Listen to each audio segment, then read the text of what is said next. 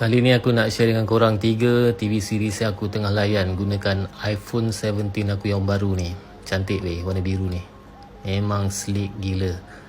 So kita tengok dulu. Ni filem yang baru keluar dekat Apple TV Plus. Tajuk dia All of You. Cerita ni menarik juga.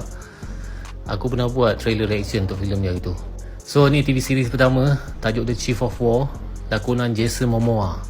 Cerita ni serious best. Kalau kau pernah layan cerita-cerita macam Shogun, cerita Game of Thrones, yang ni pun korang kena layan juga. Cerita pasal Hawaiian Warrior, ada 9 episod, baru season 1, tapi semua episod untuk season 1 dah keluar.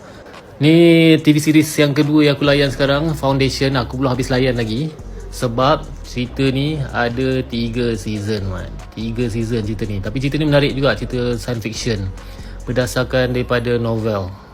Menarik cerita ni, tapi itulah sebab 3 season kan. Yang ketiga ni cerita tajuk dia Smoke. Cerita ni pun layan mat, baru season 1. Pelakon pun best, ada Taron Egerton. Cerita pasal penyiasat kebakaran, tapi itulah ada misteri yang berlaku sebenarnya.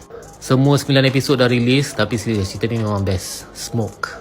Dan sebenarnya ada banyak lagi TV series yang best dekat Apple TV Plus ni. So korang explore sendiri dah. Memang menarik mat. Korang tengok ni, ada banyak. Aku pula tengah ada mood layan dekat iPhone 17 aku yang baru ni.